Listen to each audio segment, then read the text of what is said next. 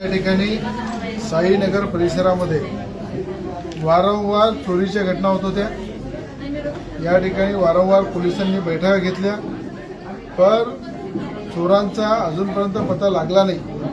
त्यापैकी काही लोक पकडले गेले, काही पकडले गेले नाही। पण या दहशतीच्या वातावरणामध्ये सीपींना अनेकदा सांगितल्यानंतर आता या ठिकाणी सगळ्या पाठपुरावा करून या ठिकाणी सचिन भाऊ भेंडे यांनी प्रत्येक ठिकाणी सीपीशी बोलले, मी बोललो, नवनीत राणा बोलल्या।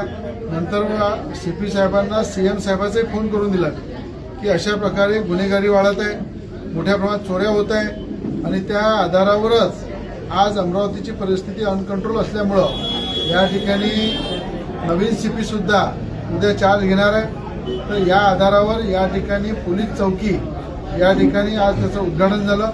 या उद्घाटनामध्ये इंगोले काकांचं मी अभिनंदन करेन की त्यांनी आपली या ठिकाणी दुकान निःशुल्क समाजसेवाचं ऋण फेडण्यासाठी या चोरांचा जो धाक होता पोलिसांसाठी जी दुकान उपलब्ध करून दिली आणि पोलीस चौकी ते स्थापित करून करण्यासाठी जागा दिली, त्याबद्दल इंगोले काकांचं मनापासून अभिनंदन। या ठिकाणी खंडेराव पोलीस स्टेशनचे PI चव्हाण साहेब सुद्धा आलेले आहे।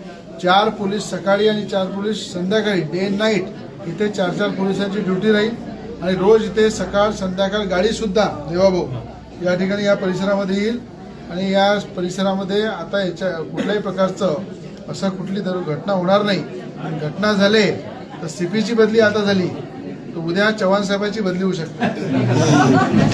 म्हणून चव्हाण साहेब तुम्ही काळजी घ्या, जर या ठिकाणी पुन्हा एकाही घरात चोरी झाली तर चव्हाण PIची बदली कंट्रोल रूममध्ये होईल। आता सीपीला पोस्टिंग अजून दिली नाही, नवीन सीपी येत आहे, म्हणून आपली जबाबदारी प्रामाणिकतेने पाळा, या सगळ्या जनतेचा विश्वास जिंका, चोरांवर धाक ठेवा, गुन्हेगारीवर धाक ठेवा आणि या ठिकाणी पूर्णपणे गुन्हेगारी मुक्त अमरावती शहर झालं पाहिजे, यासाठी पोलिसांनी काम करावं अशी माझी विनंती आहे।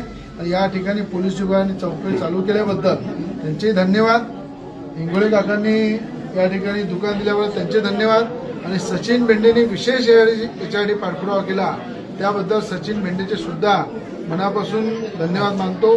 या ठिकाणी सगळे उपस्थित राहिले, सगळ्यांच्या उपस्थितीमध्ये इथं उद्घाटन झालं, त्याबद्दल आपल्या सगळ्यांना शुभेच्छा देतो।